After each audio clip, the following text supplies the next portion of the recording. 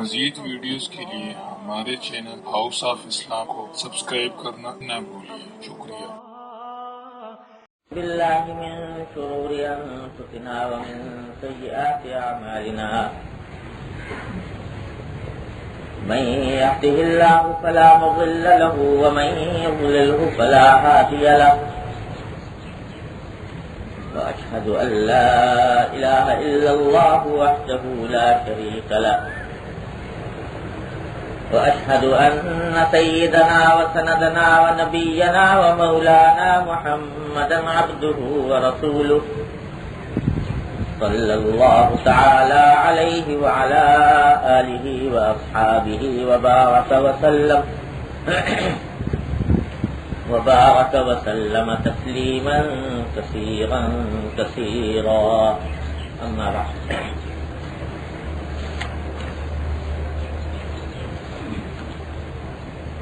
باب ما جاء في فضل العبادة۔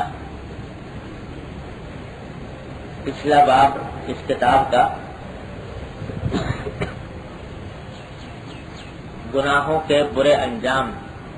کے موضوع پر تھا، جس پر الحمدللہ بقدر ضرورت بیان ہوا۔ اب یہ باب عبادت کی فضیلت میں اللہ تبارک و تعالی کی عبادت کی فضیلت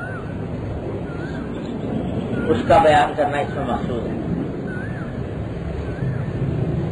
اور حسن اتفاق سے یہ باب آج شروع ہو رہا ہے جبکہ ذی الحجہ کی پہلی تاریخ ہے،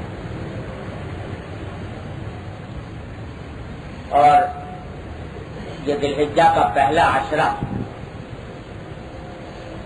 یہ اللہ تبارک و تعالی نے عبادت کے لیے اس کو کچھ خصوصی امتیاز عطا فرمایا ہے دوسرے دنوں کے مقابلے میں۔ حدیث میں نبی کریم سرور عالم صلی اللہ علیہ وسلم نے ارشاد فرمایا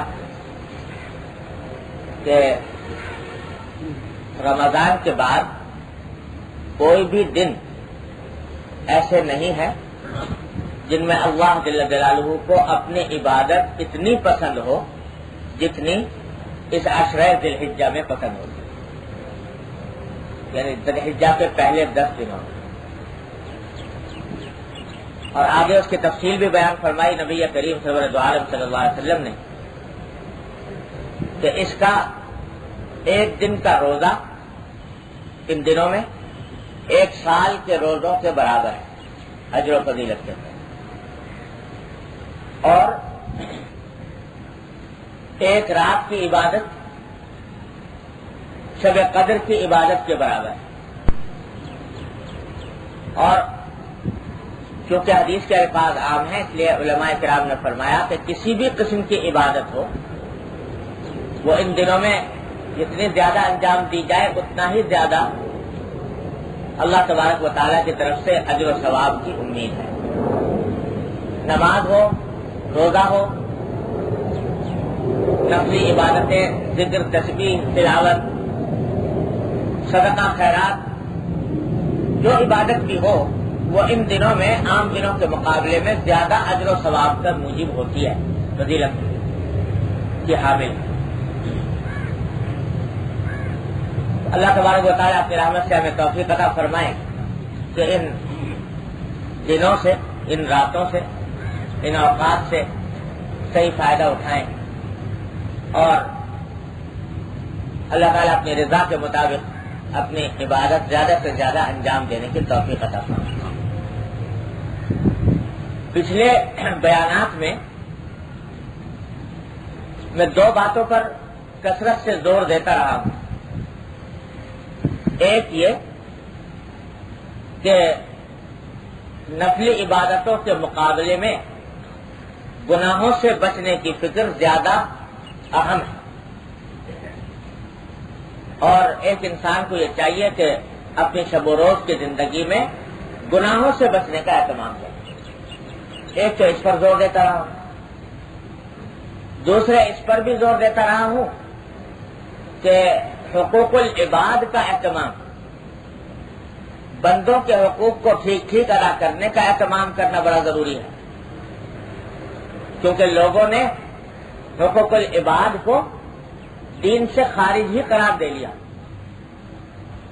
بار بار عرض کر چکا ہوں کہ دین کے 5 شعبے ہیں: عقائد، عبادات،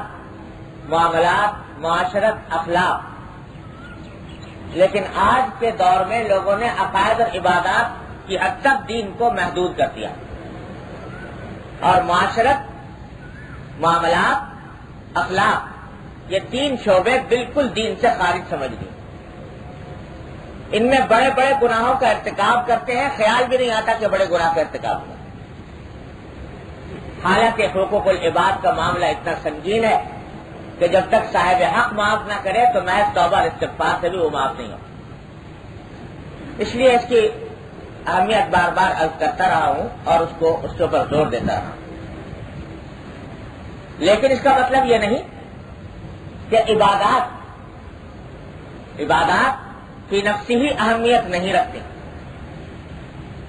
بلکہ عبادتیں اللہ تبارک و تعالیٰ کی عبادت، خواہ وہ کسی بھی شکل میں ہو،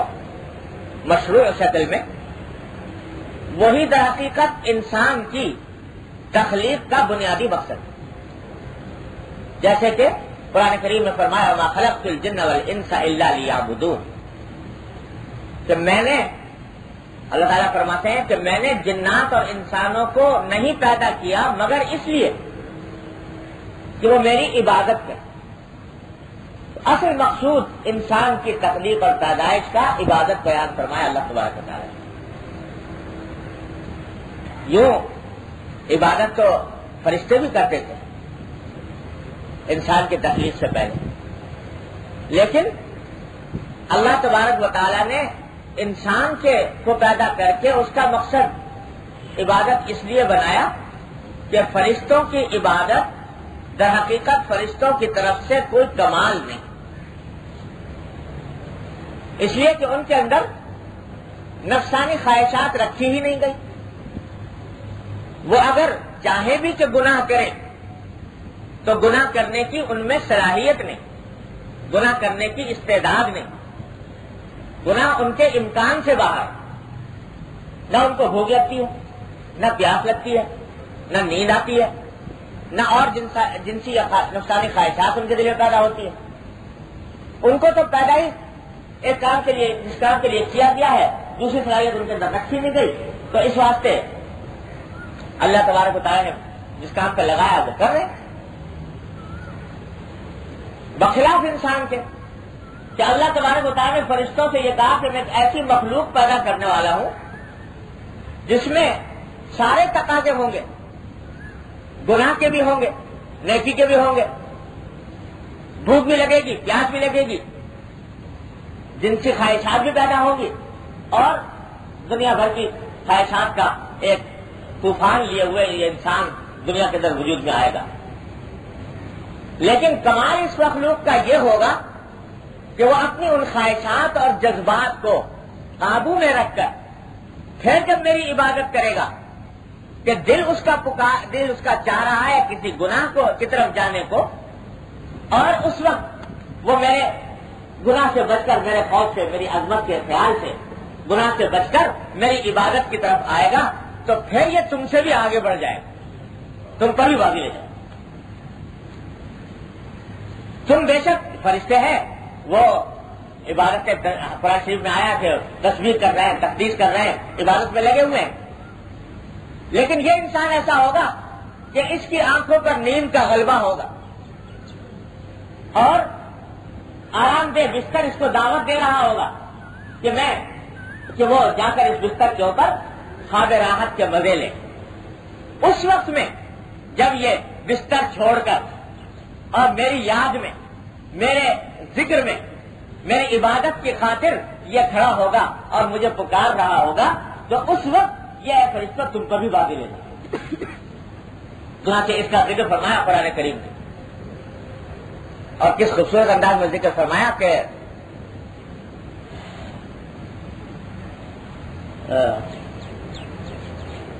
کیسے مضاجع تتجافى جنوبهم عن مضاجعهم، یدعون ربهم خوفا وطمعا، کہ ان کے پہلو اپنے بستروں سے جدا ہوتے ہیں اور یہ اپنے پروردگار کو پکار رہے ہوتے ہیں کہ دل میں خوف بھی ہوتا ہے کہ پتہ نہیں اللہ تبارک و تعالیٰ کیا ہمارا یہ عمل مقبول ہے کہ نہیں، اور امید بھی ہوتی ہے کہ اللہ تبارک و تعالیٰ اس عمل کے دوپہر شاید مجھ پر کرم فرما دے۔ تو یہ ذکر کیا قرآن کریم، تتجافى جنوبهم عن المضاجع يدعون ربهم خوفا وطمعا، اور کتنی جگہ ذکر کیا كانوا قليلا من الليل ما يهجعون، کہ رات کے کم حصے میں یہ لوگ سوتے ہیں، وبالاسحار هم يستغفرون، اور صبح کے وقت میں یہ استغفار کر رہے ہوتے۔ تو ان کا خاص طور پر اس لیے ذکر کیا کہ فرشتوں کو نیند کا تقاضا نہیں، ان کو بستر کی حاجت نہیں،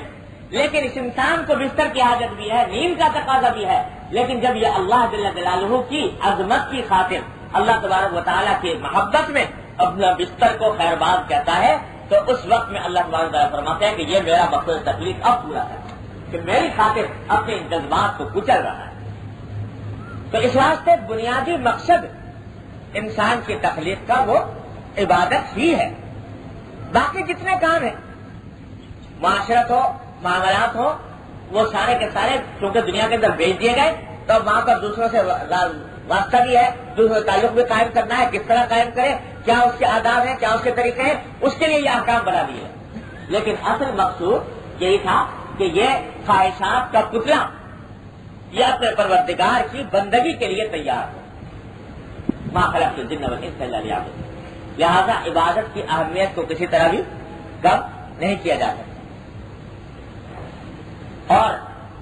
یہ انسان کی زندگی کا بنیادی مقصد ہے۔ تو اس واسطے یہ جتنی عبادات ہیں، اگر اللہ تبارک و تعالیٰ اپنی رحمت سے ان کو صحیح نیت کے ساتھ صحیح طریقے پر انجام دینے کی توفیق عطا فرمائے، تو یہی عبادات نہ صرف یہ کہ انسان کے مقصد زندگی کو پورا کرتی ہیں، بلکہ یہ انسان کو توانائی بخشتی، انسان کو قوت عطا کرتی ہیں۔ کائے کی توانائی؟ نفس اور شیطان سے مقابلہ کرنے کی توانائی، کہ یہ عبادت بالآخر انسان کے خواہشات و جذبات کو اثردار کر لاتی ہے اور نفس و شیطان سے مقابلہ کرنے کے لیے تیار کرتی ہے۔ اس لیے ان کی اہمیت کسی طریقے سے بھی کم نہیں کی جا سکتی۔ تو یہ بات جو آ رہا ہے یہ اسی عبادات کی فضیلت میں ہے، اور عبادات کی بھی دو قسمیں ہیں، ایک وہ جو انجام دینی ہی دینی ہے، یعنی فرائض واجبات، اور کسی درجے میں اس میں سنت مؤکدہ بھی داخل ہے، اور دوسری قسم عبادات کی ہے نفلی، یعنی اگر کوئی کرے تو ثواب، نہ کرے تو کوئی گناہ نہیں، اس کو کہتے ہیں نفلی عبادت یا مستحب۔ تو اس باب کے اندر زیادہ تر بیان ہے نفلی عبادتوں کا، کہ نوافل بھی انسان کو اپنے معمول میں کچھ نہ کچھ داخل کرنے چاہیے۔ جب تک تجربہ یہ ہے کہ نوافل کو اپنے معمولات میں داخل کیے بغیر انسان کو پوری طرح قوت حاصل نہیں ہوتی نفس و شیطان کا مقابلہ کرنے کے لیے، لہذا کچھ نوافل نفلی عبادتیں اپنے معمولات میں شامل کرنی بھی ایک طرح سے ضروری ہی ہو جاتی ہے۔ اور تجربہ یہ ہے کہ نوافل سے اگر آدمی بالکل غافل ہو اور اس کی کوئی اہمیت ہی نہ سمجھے اور نہ کرے، تو اس کے بعد اس کے اندر اتنی قوت اسے استعداد نہیں رہتی جتنی نوافل انجام دینے والے کے کو اللہ تبارک و تعالیٰ عطا فرماتے ہیں۔ ہمارے حضرت والا حضرت ڈاکٹر صاحب صلی اللہ علیہ وسلم بڑی پیاری بات فرمایا کرتے تھے کہ دیکھو بھائی، یہ جتنے فرائض ہیں، یہ فرائض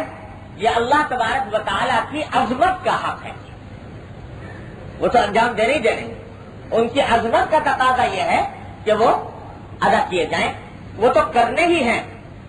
اپنا ذمہ ان کا ادا کرنا فرض ہے، تو وہ اللہ تعالیٰ کی عظمت کا حق ہے۔ اور نوافل اور نفلی عبادتیں اللہ جل جلالہ کی محبت کا حق ہے۔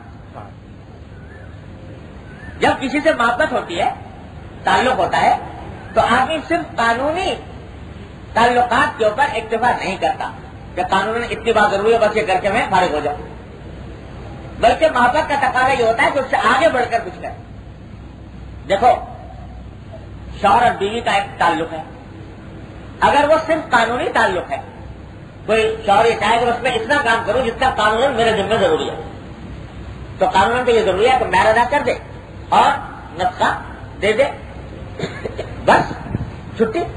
اس کے بعد پھر نفقہ دینے کے بعد کوئی اور بات قانوناً جس کو عدالت کے زور سے نافذ کیا جا سکے وہ ضروری نہیں۔ اب ایک شخص ہے وہ جناب جو جتنے قانونی حقوق ہیں وہ تو ادا کر رہا ہے، لیکن نہ کوئی ڈھنگ سے اطمینان کے ساتھ رہتا ہے، نہ بات چیت کرتا ہے، نہ خوش اسلوبی کے ساتھ جیسے میاں بیوی رہا کرتے ہیں وہ اس طریقے سے رہتا ہے، تو وہ قانون کا تقاضا تو پورا کر رہا ہے لیکن محبت کا تقاضا پورا ہے۔ محبت کچھ اور چاہیے، محبت میں کچھ اور چاہیے، اس کچھ اور کا نام ہے یہ نوافل۔ کسی شاعر نے کہا کہ کچھ اور ہے درکار میری تشنہ لبی کو،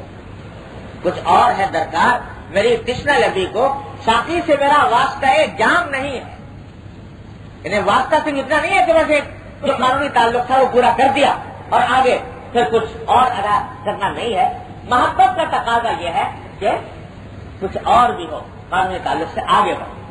تو ایک شخص صرف فرائض و واجبات پر اکتفا کرنا ہے، اس نے اللہ تعالیٰ سے قانونی تعلق قائم کر رکھا ہے،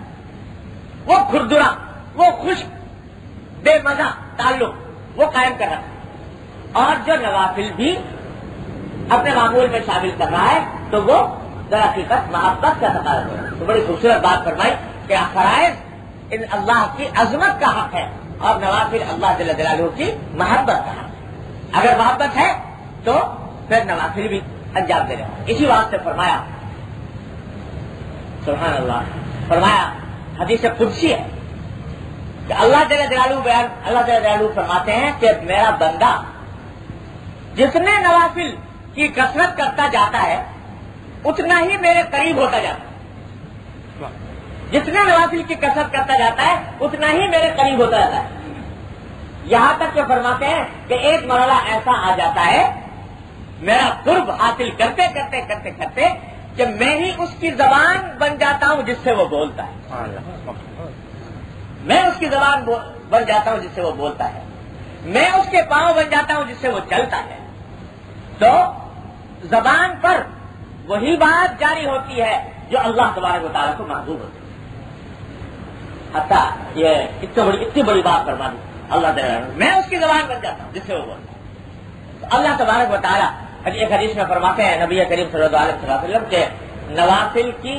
جس شخص کو دیکھو اللہ کے بندے کو تو نوافل کی کثرت کرتا ہے تو فرمایا فاقتربوا منہ، اس سے قریب ہو جاؤ، یعنی اس سے اس کا قرب حاصل کرو، اس کی صحبت حاصل کرو۔ کیوں؟ فرمایا فإنہ یلقی الحکمہ، اس کے اوپر اللہ تبارک و تعالیٰ کی طرف سے حکمت کی باتیں القا کی جاتی ہیں، زبان پر اس کے حکمت کی باتیں جاری ہوتی ہیں، ایسے الفاظ اس کے منہ سے نکلتے ہیں، ایسی باتیں اللہ تعالیٰ اس کے دل میں ڈالتے ہیں جو حکمت کی باتیں ہیں۔ تو اس لیے نوافل کی اتنی اہمیت ہے، اور ہمارے اسلاف کرام سلف صالحین جو جس طریقے سے نوافل کا اعتبار کرتے رہے عبادات کا، وہ کبھی کبھی پڑھنا چاہیے، اس باب کے اندر وہ آ رہا ہے۔ تو جب وہ آپ پڑھیں گے تو پتہ چلے گا کہ ہم کہاں اور ہیں اور وہ کہاں تھے، زمین و آسمان کا فرق نظر آتا ہے۔ لیکن ان کو بیان کرنے کا کہ دو فائدے، ان کے جو بزرگ یہ ان عبادات کا اہتمام اس درجے میں کرتے تھے جن کی تفصیل آگے آ رہی ہے، اس کے بیان کے دو فائدے۔ ایک فائدہ تو یہ کہ ان حضرات کے ان اعمال کو دیکھنے کے بعد دل میں کم از کم یہ شرم تو پیدا ہوتی ہے کہ بھئی جب اللہ تعالیٰ نے ان کو علم کا، فضل کا، تقوی کا اتنا اونچا مقام بخشا تھا، اس کے باوجود یہ اپنے آپ کو نوافل کے اتنے محتاج سمجھتے تھے، تو ہم ان سے کتنے زیادہ محتاج ہوں گے اس بات کے کہ اللہ تعالیٰ کی نفلی عبادتیں چاہتے ہیں۔ دوسرے یہ کہ یہ شرم بھی آئے گی کہ جب اتنے بڑے بڑے لوگ یہ کام کر گزرے، ہم اگر اتنا نہ کر سکے تو کچھ تو قریب جائیں، کچھ تو آگے بڑھیں اپنی استطاعت کے مطابق، اپنے حالات کے مطابق۔ اس لیے ان کا یہ تذکرہ ہر حال میں فائدہ مند ہے، اور ان بزرگوں کو ویسے بھی تذکرے کے اندر نور ہوتا ہے. اللہ تبارک و تعالیٰ اس کے برکات ہم سب کو عطا فرمائے. تو پہلی حدیث روایت کی ہے حضرت عبداللہ بن مبارک رحمہ اللہ نے. فرمایا عن الحسن قال قال رسول اللہ صلی اللہ علیہ وسلم رحم اللہ قوما يحسبهم الناس مرضى وما هم بمرضى قال الحسن جهدتهم العبادة. یہ حضرت حسن بصری رحمۃ اللہ علیہ روایت کرتے ہیں کہ نبی کریم سرور دو عالم صلی اللہ علیہ وسلم نے ارشاد فرمایا کہ اللہ تعالیٰ اس قوم پر، ان لوگوں پر اپنی رحمت نازل فرمائے. دعا دی نبی کریم صلی اللہ علیہ وسلم، ان لوگوں پر اپنی رحمت نازل فرمائے جن کو دیکھ کر لوگ یوں سمجھتے ہیں کہ یہ بیمار ہیں، حالانکہ حقیقت میں وہ بیمار نہیں. حسن بصری اس کی تشریح فرماتے ہیں کہ کیوں سمجھتے ہیں کہ بیمار ہے؟ جہادتہم العبادہ، کہ عبادت کی کثرت نے ان کے جسم پر ایسا اثر ڈالا کہ دیکھنے والا، ظاہری آنکھوں سے دیکھنے والا ان کو یہ سمجھتا ہے کہ بیمار ہے اور کمزور ہے، حالانکہ حقیقت میں کوئی بیماری نہیں. لیکن اتنی کثرت سے عبادت کی، راتوں کو کھڑے رہے اللہ تبارک و تعالیٰ کے حضور اور نفلی عبادت انجام دیتے رہے کہ جسم جو ہے وہ کمزور پڑ گیا. تو فرمایا اللہ تعالیٰ ان لوگوں پر رحم فرمائے. ایک اور حدیث میں آتا ہے کہ آپ نے شاہ فرمایا کہ اعبد اللہ تعالی حتی یقال انہ مجنون او کما قال صلی اللہ علیہ وسلم، کہ اللہ کی اتنی عبادت کرو کہ لوگ تمہیں مجنون اور دیوانہ کہنے لگے. ایسی عبادت کرو اللہ کی کہ لوگ دیوانہ کہنے لگے. اور آج کہہ رہے ہیں لوگ عبادت کرنے والوں کو دیوانہ آج کہا جا رہا ہے کہ یہ تو پاگل لوگ ہیں، ان کو دنیا سے کوئی تعلق نہیں، یہ ان کے عقل خراب ہو گئی ہے کہ دنیا کے مال و دولت اور شان و شوکت کو چھوڑ کر اپنے ایسے ہی اللہ رسول کے معاملات میں لگے ہوئے ہیں. تو اس واسطے جب کوئی اس قسم کے تانے دیتا ہے تو ان تانوں کو ہمیشہ اپنے لیے خوشخبری سمجھنا چاہیے کہ نبی کریم صلی اللہ علیہ وسلم نے فرمایا تھا کہ جب تمہیں دیوانہ کہا جائے اللہ کی طاعت میں اور اللہ کی عبادت میں تو یہ تمہاری اللہ کے ہاں مقبولیت کی علامت ہے. تو گھبراؤ نہیں اس سے، اس کا خوش آمدید کہو، اس کا خیر مقدم کرو.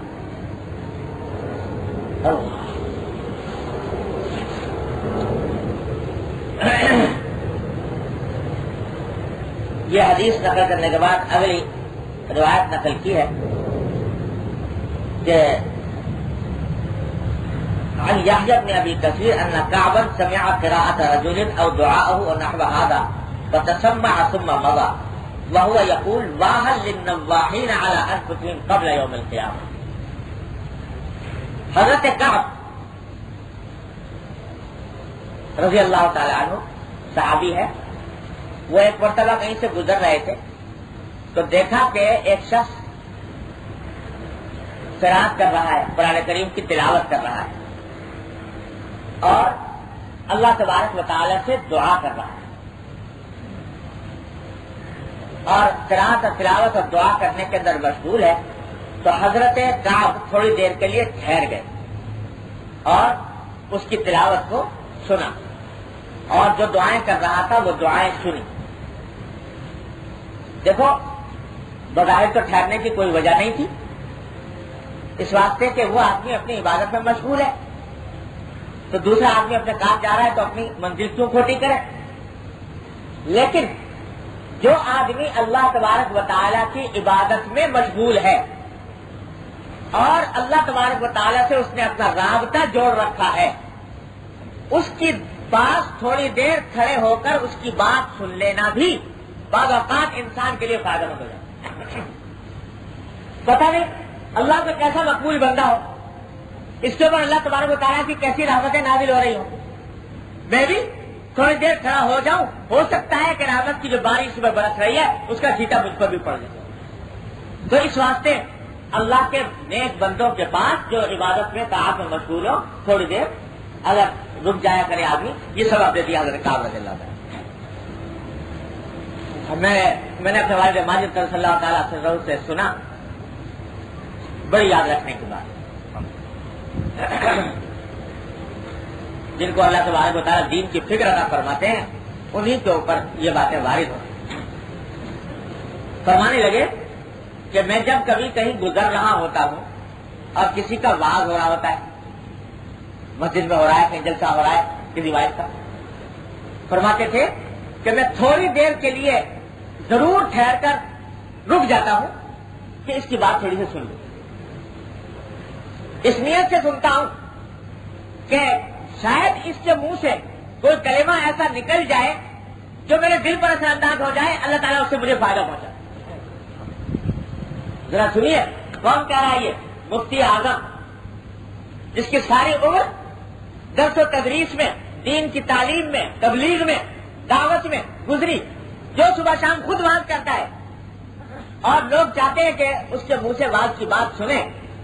فرماتے ہیں کہ میں جب کسی واعظ کے پاس سے گزرتا ہوں تو تھوڑی دیر کے لیے رک کر اس کی بات ضرور سن لیتا ہوں۔ کیوں؟ اس لیے کہ پتہ نہیں کس وقت کس کی کون سی بات انسان کے لیے فائدہ مند ہو جائے، اثر کر۔ یہ وقت وقت کی بات ہوتی ہے، بعض اوقات ایک جملہ انسان کی زندگی کی گایا پلٹ دیتا ہے۔ کتنی مثالیں ہیں بے شمار کہ ایک لفظ نے گایا پلٹ، تو ایک نہیں بے شمار مثالیں ہیں، بے شمار واقعات ہیں، ایک جملے نے انسان کی دل کی دنیا بدل دی۔ اللہ یاد آ گیا ایک قصہ، حضرت محمد ابن مسلمہ قعنبی رحمۃ اللہ علیہ، جو بڑے درجے کے محدثین میں سے ہیں، اور امام ابو داؤد خاص طور سے سنن ابو داؤد میں ان کا بہت نام آتا ہے، ابو داؤد ان سے حدیث روایت کرتے ہیں کثرت کے ساتھ، عبداللہ ابن مسلمہ قعنبی۔ تو وہ ایک مرتبہ چلے جا رہے تھے، تو جاتے ہوئے یہ دیکھا تو یہ ایک بزرگ بعد میں گزرے شعبہ، وہاں دو بڑے محدث ہوئے ہیں بعد میں، لیکن ابتدائی دور کے اندر یہ بالکل آوارہ قسم کے آدمی تھے، ایسے آوارہ گردی میں پھرتے تھے اور ہر طرح کے فسق و فجور اللہ بتائے اس کے اندر مبتلا تھے۔ دیکھا کہ ایک محدث گھوڑے پر سوار آ رہا ہے، پتہ نہیں کیا دل میں دائیا پیدا ہوا، خدا نے کیا وجہ تھی کہ آگے بڑھ کر ان کی باغ پکڑ، گھوڑے کی باغ پکڑ اور کہا کہ اے محدث، اے شیخ، مجھے کوئی حدیث سنا۔ نہیں، بدتمیزی سے، بد تہذیبی سے باغ پکڑ کے، تو انہوں نے کہا بھائی یہ طریقہ نہیں ہوتا ہے حدیث سننے کا کسی وقت، نہیں میں جانے دوں گا جب تک ایک حدیث سنا۔ اب وہ باغ پکڑ کے کھڑے ہیں اور یہ آگے بڑھے۔ حضرت محمد عبداللہ بن مسلمہ قعنبی رحمۃ اللہ علیہ کو غصہ تو بہت آیا، لیکن سوچا کہ ایک ایسی حدیث سنا دوں کہ جو اس کو اس کے موقع کے لحاظ سے مناسب ہو۔ تو حدیث یہ سنا دی کہ رسول اللہ صلی اللہ علیہ وسلم نے ارشاد فرمایا کہ اذا فاتک الحیاء فافعل ما شئت، کہ جب تیرے اندر سے حیا نکل جائے تو جو دل چاہے کیا کر،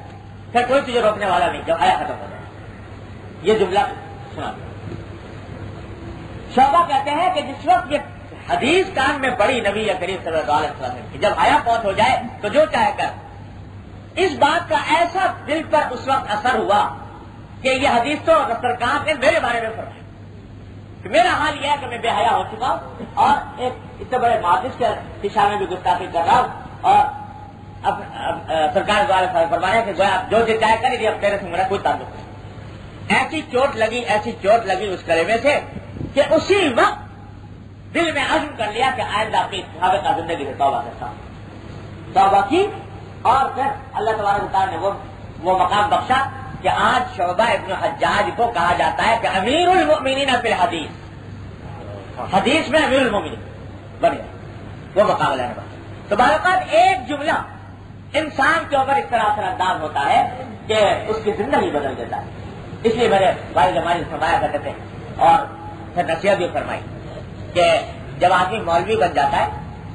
اور خود واعظ بن جاتا ہے تو وہ تو یہ سوچتا ہے کہ میں تو بات کہنے کے لیے پیدا ہوا ہوں، بات سننے کے لیے تھوڑی، میں تو اس کام کے لیے ہوں کہ لوگوں کے سامنے جا کر میں بات کہوں، نصیحت کروں ان کو، میں نصیحت سننے کے لیے تھوڑی ہوں۔ لہذا وہ اس بات میں قصر شان سمجھتا ہے کہ کسی اور واحد کی بات سنے. فرمایا کہ ایسی بات دل سے نکال. جب کبھی جو نیکی کی بات کہیں پر ہو رہی ہو اور موقع ہو وقت ہو تو اس کو اس نیت سے سنو کہ کیا پتا یہاں سے اللہ تبارک و تعالیٰ کی رحمت سے کوئی کلمہ میرے کان میں پڑ جائے, دل میں اتر جائے اور میری زندگی میں کوئی تبدیلی پیدا کرے. آج یہ مثال ملنی مشکل ہے, کہنے کو آسان ہے کہ مفتی اعظم وہ ایک معمولی وائز کے بات کے اوپر کھڑا ہوا اس لیے سن رہا ہے کہ شاید اس سے بڑی اصلاح ہو جائے. یہ مقام جو ہے یہ اللہ تبارک و تعالیٰ اپنے خاص بندوں ہی کو عطا فرما. تو یہ حضرت کہا فرماتے وہاں کھڑے ہو گئے, میں سننے لگے اور سننے کے بعد سے جب آگے بڑھے تو جملہ فرمایا کہ واہن للنواحین علی انفسہم قبل یوم القیامہ, کہ شاباش ہے ان لوگوں کو جو اپنے اوپر قیامت کے دن سے پہلے رو لیں, قیامت کا دن آنے سے پہلے اپنے اوپر رو لیں. ان کو شاباش ہے, کیونکہ اگر پہلے اپنے اوپر نہ روئے اور قیامت کے بعد روئے تو وہ رونا کوئی کام نہیں آئے, وہ اس سے کوئی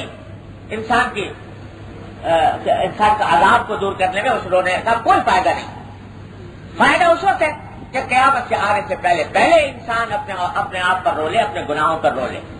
تو مطلب یہ کہ یہ بندہ اللہ کا جو اللہ سے رجوع کر رہا ہے یہ بہترین کام کر رہا ہے کہ آنے سے پہلے اللہ تعالیٰ سے مناجات کر رہا ہے, دعائیں کر رہا ہے. قرآن کریم نے بار بار یہ فرمایا کہ اس وقت کے آنے سے پہلے جب موت کا وقت آ جائے گا اس سے پہلے عمل صالح کر گزرو. فرمایا وانفقوا قبل ان یاتی احدکم الموت فیقول ربی لولا اخرتنی الی اجل قریب. اس وقت سے پہلے جو کچھ خرچ کرنا ہے اللہ تعالیٰ کے راستے میں کر لو, قبل اس کے کہ وہ موت آئے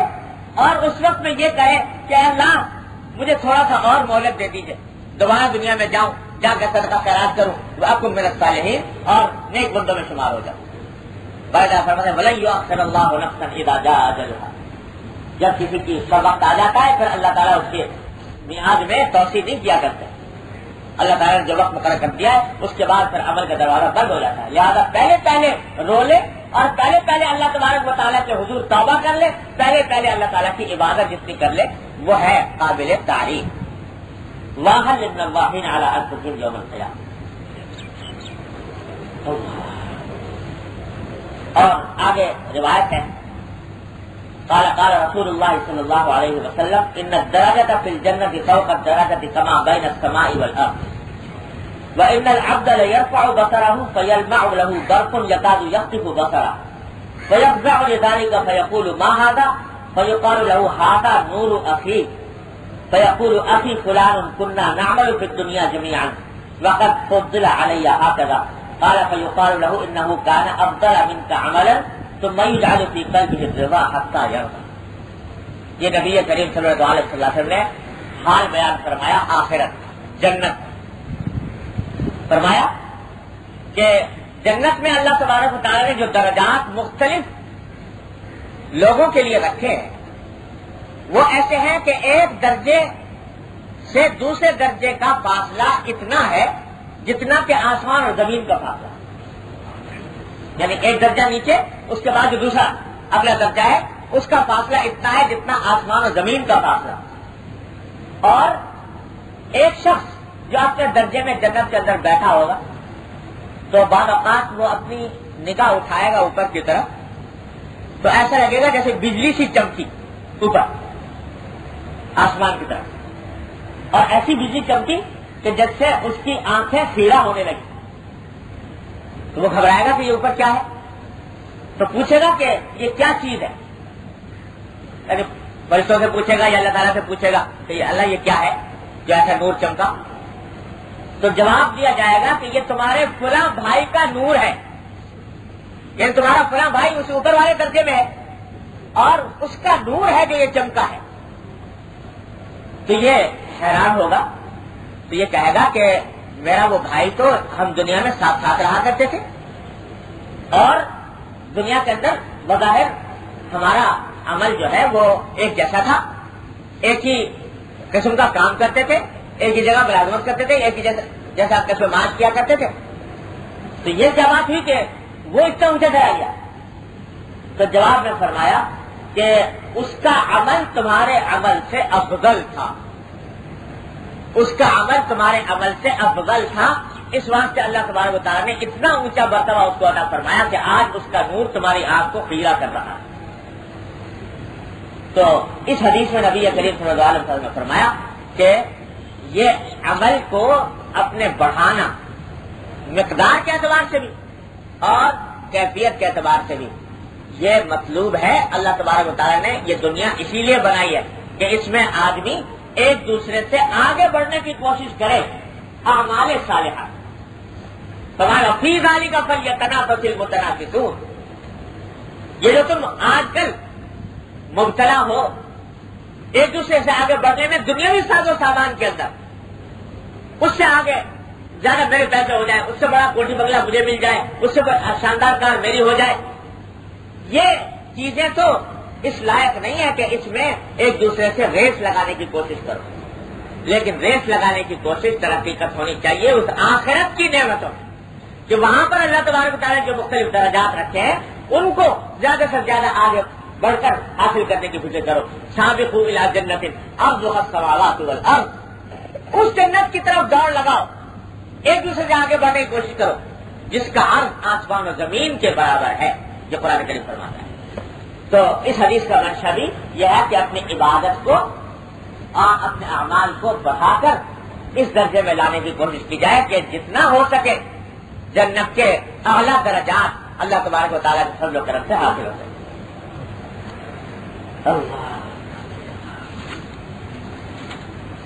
وعن امرأة مسروق رحمه الله تعالى قالت ما كان مسروق يوجد الا وساقاه قد انتفختا من طول الصلاة. قالت والله ان كنت لاجلس خلفه فابكي رحمة الله. یہ حضرت مسروق ابن الاجدع تابعین میں سے ہیں، کوفے کے مشہور فقہاء میں سے بھی ہے، مشہور محدثین میں سے بھی ہے. مسروق ان کا نام ہے. مسروق کے معنی ہے عربی زبان میں چوری کیا ہوا. بچپن میں جب چھوٹے سے بچے تھے تو کوئی ان کو اغوا کر کے لے گیا تھا، اس واسطے ان کا لقب مشہور ہو گیا مسروق، چوری کیا ہوا، اغوا شدہ. اور بعد میں اسی نام سے مشہور ہو گئے. بڑے محدث بنے، بڑے ذو القدر امام بنے، فقیہ بنے، لیکن لقب ان کا یہی مشہور رہ گیا مسروق. ان کا اصلی نام لوگ جانتے ہی نہیں، مسروق ان کو کہا جاتا ہے. تو ان کی اہلیہ فرما کہ میں نے کبھی بھی مسروق کو کسی جب بھی دیکھا، یعنی بیوی کہہ رہی ہے کوئی اور بھی نہیں، جس شریک زندگی، جب بھی دیکھا تو ان کی پنڈلیوں پر ورم آیا ہوا دیکھا. یعنی ساری زندگی پنڈلیوں پر ورم رہا. کیوں؟ اس واسطے کہ رات کو اتنی دیر تک اللہ تبارک و تعالیٰ کی بارگاہ میں کھڑے ہوا کرتے تھے کہ پنڈلیوں پر ورم آ جائے. اور فرماتی کہ واللہ ان كنت لاجلس خلفه فابكي رحمت اللہ، کہ جب رات کو یہ اللہ تبارک و تعالیٰ کی بارگاہ میں کھڑے ہوتے تہجد کی نماز کے لیے تو میں باوقات ان کے پیچھے بیٹھی ہوا کرتی تھی، تو اتنی دیر تک کھڑے رہتے تھے کہ مجھے رونا آ جاتا تھا کہ اللہ کتنی یہ مشقت برداشت کر رہے ہیں، کتنی محنت اٹھا رہے ہیں عبادت کے اندر، مجھے رونا آ جایا کرتا تھا. لیکن وہ اللہ کا بندہ اس کام کو چھوڑنے کے لیے تیار ہے. اس طرح عبادت کرنا. حضرت اگلی روایت حضرت عبداللہ بن مسعود رضی اللہ تعالیٰ کے بارے میں ان کے بیٹے بیان کرتے کہ عبداللہ بن مسعود رضی اللہ تعالیٰ وہ فرماتے کہ اذا حدأت العیون قام فسمعت له دویا کدوی النحل حتی یصبح، کہ جب لوگ بستروں پر جا کر لیٹ جاتے سونے کے لیے تو یہ عبداللہ بن مسعود رضی اللہ تعالیٰ میں ان کے بستر کے قریب ہوتا تھا، ان کے جگہ کے قریب ہوتا تھا، تو دیکھتا تھا کہ ان کی اس طرح آواز آ رہی ہے جیسے شہد کی مکھیوں کی بھن بھناہٹ، اور یہ آواز ساری رات آتی رہتی تھی یہاں تک کہ صبح ہو. گویا ساری رات اللہ تبارک و تعالیٰ کی بارگاہ میں کھڑے. آج ہم اور آپ ان کی احادیث سے واقف ہیں، اور یہ کہا جاتا ہے کہ یہ افقہ الصحابہ ہیں، صحابہ میں سب سے زیادہ فقیہ، اور ان کے فتاوی خاص طور سے مذہب حنفی کی بنیاد ہے عبداللہ بن مسعود رضی اللہ تعالیٰ عنہ۔ لیکن ان کی عبادت سے کم لوگ واقف ہیں۔ یہ فرماتے ہیں کہ جب آنکھیں لوگوں کی سونے کی طرف مائل ہو جاتی یہ اللہ کے راستے میں کھڑے ہو جاتے، وہی تتجافى جنوبهم عن المضاجع۔ حضرت امام ابو حنیفہ رحمۃ اللہ علیہ کے بارے میں آپ نے سنا ہوگا کہ تہجد تو پڑھا کرتے تھے، لیکن ایک مرتبہ کہیں سے گزر رہے تھے، کسی بڑھیا نے یہ کہہ دیا کہ یہ وہ شخص ہے ابو حنیفہ کہ جو عشاء کی وضو سے فجر کی نماز پڑھتا ہے، عشاء کی وضو سے فجر کی نماز پڑھتا ہے، بڑھیا نے کہہ دیا۔ حالانکہ اس وقت تک پڑھتے نہیں، تھوڑا بہت تہجد پڑھتے تھے، لیکن عشاء کے وضو سے فجر کی نماز نہیں پڑھا کرتے۔ لیکن جب بڑھیا سے سنا غیرت آ گئی، ایک اللہ کی بندی میرے بارے میں یہ نیک گمان رکھتی ہے کہ میں عشاء کی وضو سے فجر کی نماز پڑھا کرتا ہوں، اس دن سے طے کر لیا کہ آج سے میں واقعی عشاء کی نماز وضو سے فجر کی نماز پڑھا کروں۔ پھر اس کے بعد ساری عمر یہی معمول ہوگی۔ کیا ان حضرات کا ایک ایک فرد کے حالات عجیب و غریب ہیں۔ یہ تو مردوں کی بات تھی۔ حضرت معاذہ عدویہ، کبھی شاید نام سنا ہو، بڑے درجے کی اولیاء اللہ خواتین میں سے ہیں، جیسے رابعہ بصریہ مشہور ہیں، اسی طریقے سے معاذہ عدویہ یہ بھی تابعین میں سے ہیں، تابعیات میں سے ہیں، اور بڑے درجے کی اولیاء اللہ میں سے ہیں خواتین میں۔ تو ان کا مقولہ مشہور ہے کہ انی اعجب من اعین تنام علی المضجع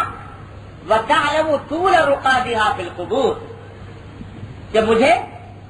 ان آنکھوں پر تعجب ہوتا ہے جو یہاں دنیا میں سو جاتی ہیں رات کو، حالانکہ ان کو پتا ہے کہ قبر میں جانے کے بعد تو سونا ہی سونا ہے، تو قبر میں جانے کے بعد سونا ہی سونا ہے، اس کے باوجود دنیا کے لیے سوتی ہے۔ تو نتیجہ یہ لکھا ہے کہ رات کے وقت میں ساری رات یہ خاتون عبادت میں مشغول رہا کرتی ہے، اور یہ لکھا ہے کہ ان کی تقریباً نمازوں کا اوسط 24 گھنٹے میں ملا کر 600 رکعتیں ہوتا تھا، 600 رکعتیں سارے دن رات میں ملا کر پڑھاتے معاذہ عدویہ رضی اللہ تعالیٰ عنہ۔ تو عبادات کے معاملے میں ان حضرات نے عجیب و غریب مثالیں قائم کی ہیں۔ حضرت محمد ابن سیرین رحمۃ اللہ علیہ بڑے درجے کے تابعین میں سے ہیں، حضرت ابو ہریرہ رضی اللہ تعالیٰ عنہ کے شاگرد ہیں، اور عجیب و غریب حالات ہیں محمد ابن سیرین رحمۃ اللہ علیہ۔ ان کا معاملہ یہ لکھا ہے کہ بڑے ظریف المزاج شگفتہ آدمی تھے، یعنی ہنسی مذاق بہت کرتے تھے، جو کوئی آ رہا ہے اپنے مجلس میں ان کے لطیفے ہو رہے ہیں اور لوگوں سے ہنسی مذاق کی دللگی کی باتیں ہو رہی ہیں۔ لیکن ان کے شاگرد کہتے تھے کہ ان کا حال یہ ہے کہ کننا نسمع ضاحکہ بالنہار وبکاءہ باللیل، کہ دن کے وقت میں اگر ہم ان کے پاس جاتے تو ان کے ہنسنے کی آواز سنا کرتے تھے،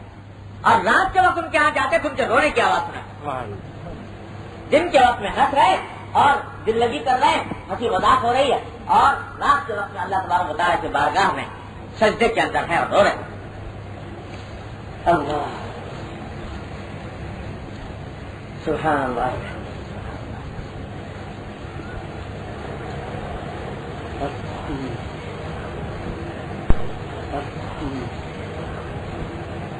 حضرت مغیرہ شعبہ رضی اللہ تعالیٰ عنہ روایت کرتے ہیں، فرماتا ہے رسول اللہ صلی اللہ کریم صلی اللہ علیہ وسلم رات کے وقت میں تہجد میں کھڑے رہے، یہاں تک کہ آپ کے قدم مبارک پھٹ گئے اور ان سے خون رسنے لگا۔ اتنی طویل نماز پڑھی۔ لوگوں نے پوچھا کہ یا رسول اللہ قد غفر اللہ لک ما تقدم من ذنبک وما تأخر، آپ کے تو اللہ نے پچھلے گناہ اگلے گناہ سب معاف کر دیے ہیں،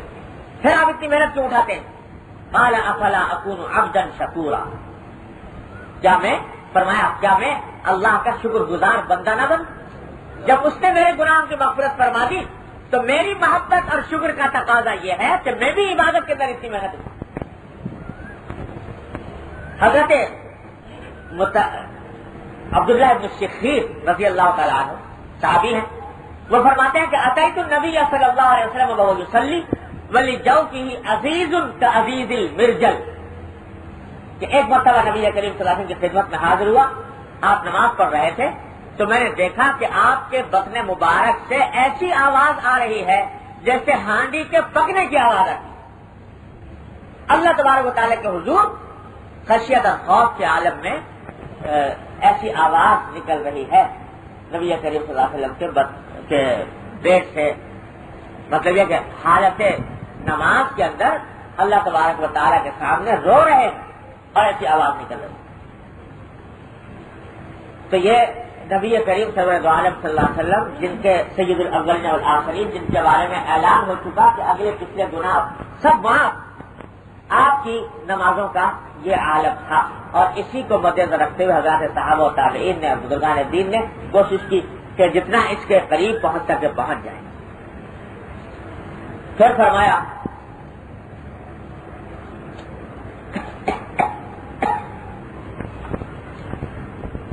لمبی حدیث ہے لیکن خلاصہ اس کا عرض کرتا ہوں۔ عن حذیفہ بن الیمان رضی اللہ تعالی عنہ، حضرت حذیفہ بن یمان رضی اللہ تعالی عنہ مشہور صحابی ہیں، وہ فرماتے ہیں کہ ایک مرتبہ میں نے رسول اللہ صلی اللہ علیہ وسلم کے ساتھ رات کے وقت میں نماز پڑھی، تو جب آپ نے نماز شروع فرمائی تو اللہ اکبر کہہ کر،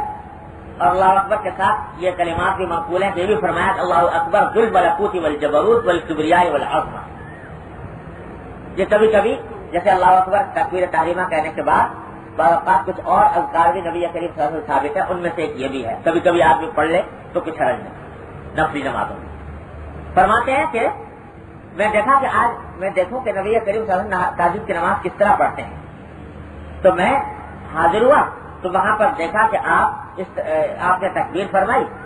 اس کے بعد تلاوت شروع کی قرآن مجید نماز کے اندر قیام میں، فرمایا ثم قرأ البقرہ، پوری سورہ بقرہ تلاوت کرو، ایک رکعت 2.5 پارے کی صورت ہے وہ پڑھی، ثم رکع، اس کے بعد رکوع فرمایا، تو فرمایا فکان رکوعہ نحوا من قراءتہ، تو رکوع اتنا لمبا فرمایا کہ وہ تقریباً اتنا ہی تھا جتنی دیر میں سورہ بقرہ پڑھی، اور اس میں رکوع کے اندر آپ سبحان ربی العظیم پڑھتے رہے، پھر آپ نے سر اٹھایا رکوع سے، فکان قیامہ نحوا من رکوعہ، تو یہ جو قیام تھا رکوع سے اٹھنے کے بعد وہ بھی تقریباً اتنا ہی لمبا تھا جتنا کہ رکوع تھا، یعنی سورہ بقرہ کے برابر تقریباً۔ فکان یقول، پھر فرمایا کہ اس میں ربی الحمد کہتے رہے، پھر سجدہ فرمایا تو وہ سجدہ بھی تقریباً اتنا تھا جتنا کہ قیام یعنی سورہ بقرہ پڑھنے کے برابر، پھر اس میں سبحان ربی الاعلیٰ فرماتے رہے، پھر اپنا سر اقدس اٹھایا تو سجدوں کے درمیان بیٹھے تو وہ بھی تقریباً اتنا بیٹھے جتنا کہ سجدہ کیا تھا، اور اس میں پڑھتے رہے رب اغفر لی، یہ کلمات فرماتے رہے، یہاں تک کہ اس طرح ایک رکعت پوری ہوئی۔ تو ایک رکعت میں سورہ بقرہ پڑھی، دوسری رکعت میں سورہ آل عمران پڑھی، تیسری رکعت میں سورہ نساء پڑھی، چوتھی رکعت میں سورہ مائدہ پڑھی، تو کتنے ہوئے بھی پر 6.25 پارے، 6.25 پارے پڑھے۔ یہ 4 رکعتوں کے اندر 6.25 پارے اس طرح تلاوت فرمائے کہ جتنی تلاوت ہوتی تھی اتنا ہی رکوع اور اتنا ہی سجدہ، اس طرح نماز پڑھی نبی کریم صلی اللہ علیہ وسلم۔ یہ بات، یہ حدیث جو حدیثیں بیان ہو رہی ہیں تو بعض اوقات دل میں خیال ہوتا ہے کہ بھائی یہ تو ہمارے بس سے باہر تو ہے واقعی بس سے باہر، لیکن یہ غیرت دلانے کے لیے ہم کو، یہ صحابہ کرام جو بتا رہے ہیں غیرت دلانے کے لیے ہے کہ ایک نبی کریم صلی اللہ علیہ وسلم کو بھی اللہ تعالیٰ نے انسان ہی بنا کر بھیجا تھا، اور ساری انسانی تقاضے آپ کے ساتھ وابستہ فرمائے تھے، لیکن آپ باوجود اس مقام بلند پر فائز ہونے کے اتنی طویل عبادت فرما رہے ہیں، تو بھائی ہم کچھ تو قدم بڑھا لو، کچھ تو آگے بڑھ جاؤ، نہ صحیح اس مقام کے اوپر لیکن کچھ تو اس کے قریب پہنچ جاؤ۔ اس میں ہمارے لیے جو سبق ہے وہ ایک تو یہ کہ اللہ تبارک و تعالیٰ کی رحمت سے اس کے یہ باتیں سن کر یہ ہو کہ بھائی کوئی ہزارواں لاکھواں حصہ تو اللہ تبارک و تعالیٰ کے فضل و کرم سے یہ کرنے کی توفیق ہو جائے۔ دوسری بات یہ کہ اس میں بتا دیا رات کی نماز کا ادب، کہ رات کی نماز میں خاص طور پر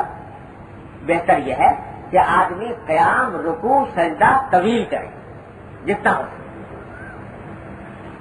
یہ مسئلہ کہ بھئی ایک آدمی کو 1 گھنٹہ ملا، فرض کرو تہجد کی نماز پڑھنے کا، تب یہ بھی ہو سکتا ہے کہ 1 گھنٹے میں آدمی اگر 8 گھنٹے کے 60 منٹ ہوتے ہیں تو آدمی 50 رکعتیں پڑھ لے، یہ بھی ہو سکتا ہے۔ اور یہ بھی ہو سکتا ہے کہ اس 1 گھنٹے کے اندر آدمی 8 رکعتیں پڑھے لیکن قیام طویل کرے، رکوع طویل کرے، سجدہ طویل کرے۔ کون سی صورت زیادہ بہتر ہے؟ آیا رکعتیں زیادہ پڑھنا یا قیام اور رکوع سجود زیادہ کرنا؟ تو اس کے اوپر حضرات فقہاء کرام نے گفتگو کیا کہ کون سی صورت بہتر ہے۔ قول فیصل اس بات میں یہ ہے کہ جو معمول بنایا ہوا ہے رات میں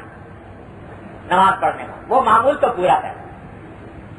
یعنی 8 رکعتیں مثلا معمول ہے، اور نبی کریم صلی اللہ علیہ وسلم عام طور سے تہجد میں 8 رکعتیں پڑھا کرتے تھے، تو 8 رکعتیں تو پڑھنی ہی چاہیے،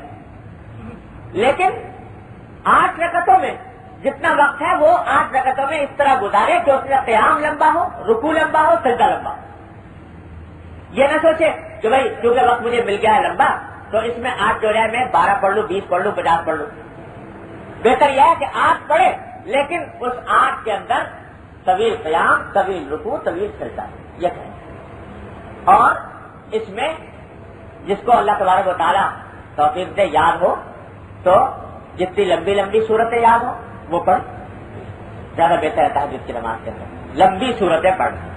لمبی صورتیں یاد نہیں، چھوٹی صورتیں یاد ہیں تو ایک ہی رکعت میں آدمی 10 صورتیں بھی پڑھ سکتا ہے، 20 بھی پڑھ سکتا ہے، کوئی قید نہیں، جتنی صورتیں یاد ہو وہ پڑھ لے آدمی۔ اور بلکہ یہ بھی کر سکتا ہے کہ ایک رکعت کے اندر ایک ہی صورت کو بار بار پڑھتا ہے۔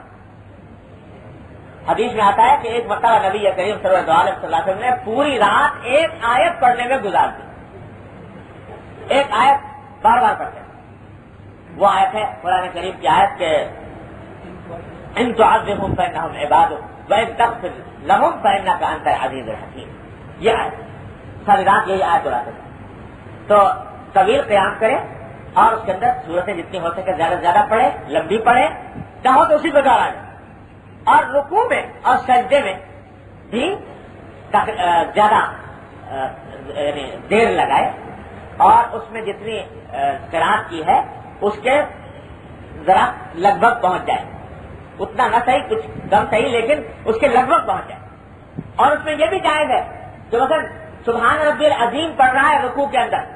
اور سجدے کے اندر سبحان ربی الاعلیٰ پڑھ رہا ہے تو ایک مخصوص مقدار سبحان ربی العظیم سبحان ربی الاعلیٰ کی پڑھنے کے بعد باقی ادعیہ معصورہ پڑھ لے، وہ دعائیں جو نبی کریم صلی اللہ علیہ وسلم ثابت ہے یا قرآن کریم میں وہ دعائیں پڑھ لے سجدے کی حالت میں۔ ربنا آتنا فی الدنیا حسنۃ وفی الآخرۃ حسنۃ وقنا عذاب النار، ربنا لا تزغ قلوبنا بعد إذ هديتنا، ربنا هب لنا من ازواجنا وذرياتنا قرۃ اعین، یا اور دعائیں جو نبی کریم صلی اللہ علیہ وسلم ثابت ہیں مناجات مقبول میں جو دعائیں لکھی ہوئی ہیں، جتنی یاد ہو وہ دعائیں بھی پڑھ اس سجدے کی حالت میں، لیکن سجدہ ذرا طویل کرے، رکوع ذرا طویل کرے، اس طرح 8 رکعتیں پوری کرے، بجائے اس کے کہ 8 کے بجائے 50 پڑھے اور جلدی جلدی پڑھ لے۔ اس کے مقابلے میں یہ طریقہ زیادہ بہتر ہے، کیونکہ نبی کریم سرور دو عالم سے یہ ثابت ہے کہ عام دنوں کے اندر تو جب 5 وقتہ نماز پڑھاتے آپ فرض نماز، اس کے بارے میں لکھا ہے کہ اتنی ہلکی پھلکی نماز ہوتی تھی کہ کسی بوڑھے سے بوڑھے آدمی کو مشقت کا احساس نہیں ہوتا، اتنی ہلکی نماز پڑھاتے۔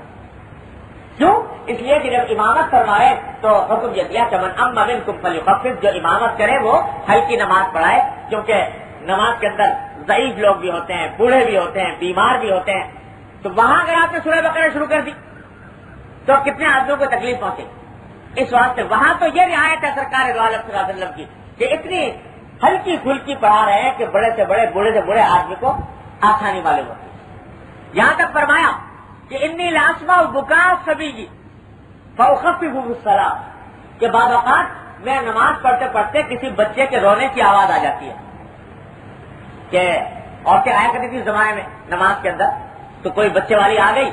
اور بچے کو بٹھا کے نماز میں شامل ہو گئی. اب دیکھا کہ بچہ رو رہا ہے تو بچے کے رونے کی آواز آ جاتی ہے تو میں نماز کو مختصر کر دیتا ہوں تاکہ اس کی ماں پریشان نہ ہو. مخافت ان تفتن امہ, اس بچے کی ماں پریشان ہے. وہاں تو یہ حال. اور جب تنہائی میں کھڑے ہیں اللہ تبارک و تعالیٰ کی بارگاہ میں تو وہاں پر سورہ بقرہ سورہ آل عمران ہو رہی ہے اور پاؤں پر بڑا مارنا. آج ہمارا الٹا معاملہ ہو گیا کہ جب لوگوں کے سامنے پڑھے تو وہاں پر تو لمبی چوڑی نماز, اور علیحدگی میں پڑھے تو اس میں جتنی مختصر ہو سکے جلدی سے نمٹانے کی فکر کرے. تو رات کی نماز کے اندر اللہ تبارک و تعالیٰ نے یہ خاصیت رکھی ہے, عجیب و غریب اس کا لطف ہے. اللہ تبارک و تعالیٰ اپنی رحمت سے اپنے فضل و کرم سے ہم سب کو عطا فرمائے. رات کی نماز کا یہ کیف اللہ تعالیٰ ہم سب کو عطا فرمائے. اس میں چاہے رکعتیں 8 ہی ہوں, میں کہتا ہوں تھوڑی سی کم بھی ہو 6 بھی ہو, لیکن ذرا اہتمام کے ساتھ لمبے قیام کے ساتھ, لمبے رکوع کے ساتھ, لمبے سجدے کے ساتھ جب ایسی نماز پڑھنے کی اللہ تعالیٰ توفیق دے تو پھر حقیقت یہ ہے کہ اس رات کی نماز کے اندر اللہ تعالیٰ نے یہ خاصیت رکھی ہے کہ آدمی دنیا و ما فیہا سے بے خبر ہو. اور فرمایا حضرت شیخ عبدالقادر جیلانی رحمۃ اللہ علیہ نے کہ زانگا کے یافتم خبر از ملک نیم شب من ملک نیم روز بدانگے نبی تیرا, کہ رات کی یہ مملکت سلطنت جب سے مجھے ملی ہے, یعنی یہ سلطنت اللہ کے حضور حاضر ہونے کی تہجد کے وقت میں, تو دن کی نیم روز کی سلطنت کو ایک ڈمڑی کے لیے میں بھی خریدنے کو تیار نہیں. اور سفیان ثوری فرماتے ہیں کہ اللہ تعالیٰ نے ہمیں رات کی نماز میں جو لذت اور جو کیف عطا فرمایا, اگر دنیا کے بادشاہوں کو پتہ لگ جائے کہ ہمیں یہ مزے اڑا رہے ہیں تو وہ ہمارے پاس تلواریں سوٹ کر آ جائیں کہ ہم سے یہ مزہ چھین لیں اور خود حاصل کر لیں, لیکن ان کو اس مزے کی ہوا بھی نہیں لگتی. اللہ تبارک و تعالیٰ کی رحمت سے اپنے فضل و کرم سے دعا فرمائیے کہ ہم سب کو اس کا کچھ حصہ عطا فرمائے. حضرت حکیم الامت مولانا خان رحمۃ اللہ کی ایک بات پر بات ختم کرتا ہوں کہ یہ رات کی نماز, تہجد کی نماز, یہ جن کو اللہ تبارک و تعالیٰ عادی بنا دیتے ہیں تو ان کے لیے تو کوئی مسئلہ نہیں, وہ اللہ تعالیٰ نے ان کو توفیق عطا فرمائی, اٹھ گئے اور اس نماز کے برکات سے فیضیاب ہوئے. لیکن ہم میں سے بہت سے ہم کمزور لوگ وہ ہیں کہ جو عادی نہیں, اور رات کے وقت میں اٹھنا کسی وجہ سے بھاری معلوم ہوتا ہے, عادی نہیں بن, دل چاہتا ہے کہ اللہ تعالیٰ یہ دولت عطا فرمائے لیکن عادت نہیں. تو حضرت حکیم الامت صلی اللہ علیہ وسلم فرماتے ہیں کہ 2 کام کر لو, اللہ تبارک و تعالیٰ انشاءاللہ اس کی برکت سے یا تو توفیق عطا فرما دیں گے یا کم از کم اس تہجد کی کچھ نہ کچھ برکت تم کو عطا فرما دیں گے. 2 کام کرو. ایک کام تو یہ کرو کہ جب عشاء کی نماز پڑھو تو سنتوں اور وتر کے درمیان 4 رکعت تہجد کی نیت سے پڑھ لیا. رات کو آخری حصے میں جو پڑھنی تھی وہ فجر اس میں عشاء کی نماز میں سنتوں اور وتر کے درمیان 4 رکعتیں پڑھ لو اس نیت سے کہ یہ رات کی نماز ہے, تہجد کی نماز ہے. ایک تو یہ کام کر لو. دوسرا یہ کام کر لو کہ یہ طے کر لو, اس پر عمل کر لو کہ جب کبھی رات کے کسی بھی حصے میں آنکھ کھلے گی, اور اکثر و بیشتر کھل ہی جاتی ہے, آدمی کی کسی نہ کسی حاجت کے لیے کھل جاتی ہے, جب کبھی آنکھ کھلے گی تو تھوڑی دیر کو بستر پر اٹھ کے بیٹھ جاؤں گا. یہ مت کہو کہ بھائی آگے نماز پڑھوں گا, لیکن یہ طے کر لو کہ جب بھی آنکھ کھلے گی اٹھ کر بستر پہ بیٹھ جاؤں گا. اس لیے بیٹھ جاؤں گا کہ حدیث میں آتا ہے کہ جب رات کا ایک تہائی حصہ گزر جاتا ہے تو اللہ تبارک و تعالیٰ کی خصوصی رحمتیں سمائے دنیا پر نازل ہوتی ہے، اور اللہ تبارک و تعالیٰ کا منادی پکارتا ہے ہر رات کہ ہے کوئی مغفرت مانگنے والا جس کی میں مغفرت کروں، ہے کوئی رزق مانگنے والا جس کو میں رزق دوں، ہے کوئی مبتلا آزار جس کی مصیبت کو میں دور کروں۔ اللہ کا منادی ساری رات پکار رہا ہوتا ہے۔ تو یہ سوچو کہ اللہ کا منادی پکار رہا ہے کہ ہے کوئی مانگنے والا، تو جب میری آنکھ کھلی تو کم از کم اس منادی کی پکار کا تھوڑا سا جواب دے دوں۔ تو اٹھ کے بیٹھ جاؤ، بستر میں بیٹھ جاؤ، کہتے وضو بھی نہ کرو، نماز بھی نہ پڑھو، لیکن بیٹھ جاؤ اور وہیں بستر میں بیٹھ کے دعا کر لیا کرو کہ یا اللہ میری فلاں حاجت پوری کر دیجیے، میری مغفرت فرما دیجیے، اور اسی میں یہ دعا بھی کر لو کہ یا اللہ مجھے رات کو اٹھ کر اسراۃ اللیل کی توفیق عطا فرما، یہ دعا بھی کر لیا، پھر پڑھ کے سو جاؤ۔ یہ ہمارے حضرت ایسی ایسی باتیں بتاتے ہیں۔ تو ہم کمزوروں کے واسطے اللہ تعالیٰ نے ان کو حکیم الامت بنا کر بھیجا تھا، اور ہم کمزوروں کے واسطے خاص طور پر ایسے ایسے نسخے بتا گئے ہیں جن کے اوپر ہم کمزوروں کے لیے عمل کرنا آسان ہے۔ تو یہ کر لو، فرماتے ہیں 4 رکعتیں اس وقت پڑھ لو، اور جب آنکھ کھلے تو یہ ضرور کر لیا کرو کہ تھوڑی دیر اٹھ کے بیٹھ گئے بستر میں، دعا کر لی، پھر سو گئے۔ چلو